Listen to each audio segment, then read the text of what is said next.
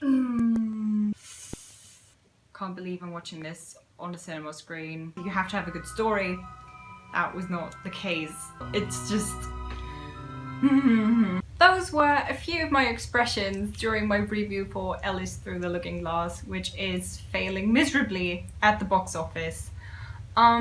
Giving a bad review is not a fun thing, especially when you were looking forward to that movie and you kind of have to deconstruct it and see what was bad about it. And that made me think, wow, I can't wait to give a good review again, which basically means I can't wait to see a good movie again.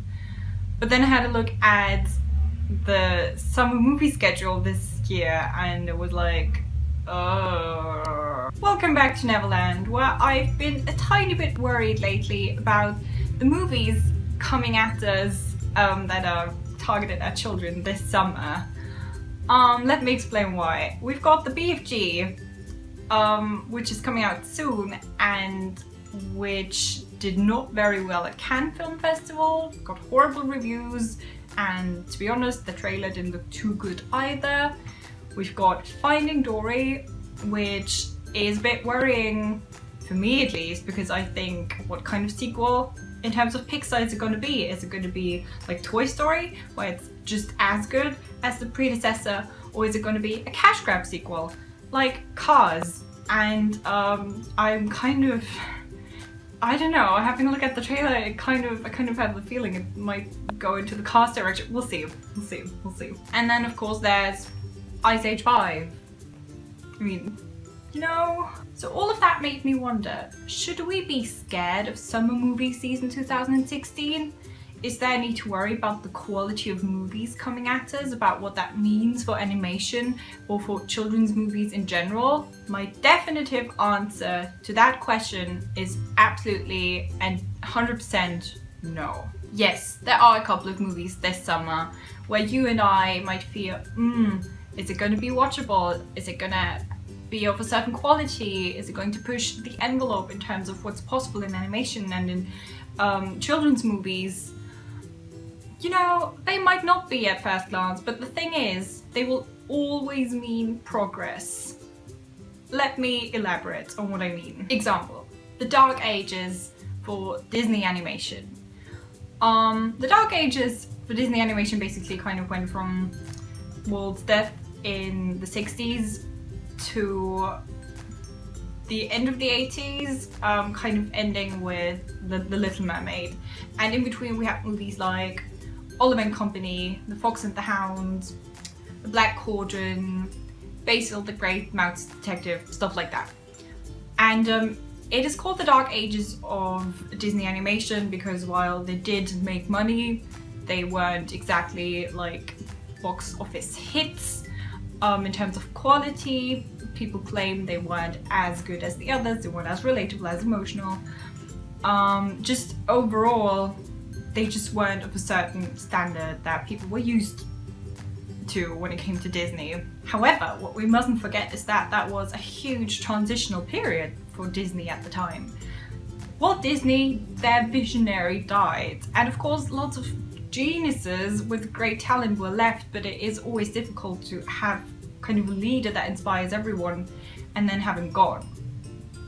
So they struggled with that for a while, and on top of that, the 9 old men, the great animators from back when Disney made his first movies, were getting older and new people were coming in. People that, I should mention, are now crazy famous for their work later on, like Len Keane or Andreas Deja. So all of these people just had this huge transition to go through. The new ones had to learn their craft and perfect it, and the old ones kind of had to learn to function as creators without Walt.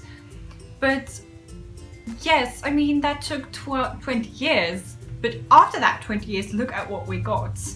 Without the Black Cauldron, without Basil the Mouse Detective, without the Rescuers, we would not have things like The Little Mermaid, Beauty and the Beast, The Lion King. So really, they needed this period of not so good movies because really, they meant progress for them. These dark ages for Disney, while not at first glance completely successful, meant so much to these creators because the artists were able to shape themselves and their art, and they were also able to develop new things in terms of technology and bring animation forward.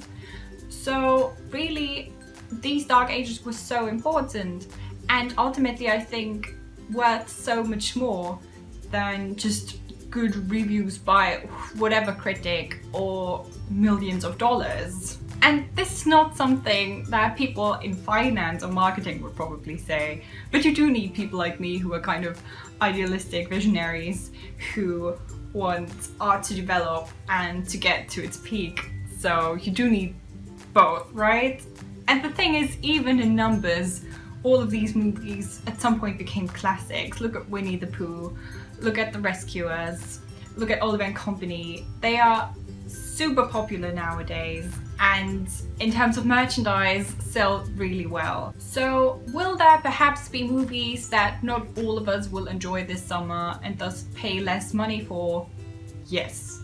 Is that a bad thing for animation and children's movies? Does that mean that we're at the end of quality of content for children?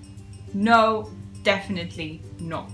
I could talk about this for ages. We could have a podcast that runs for 5 hours, but now I'm interested.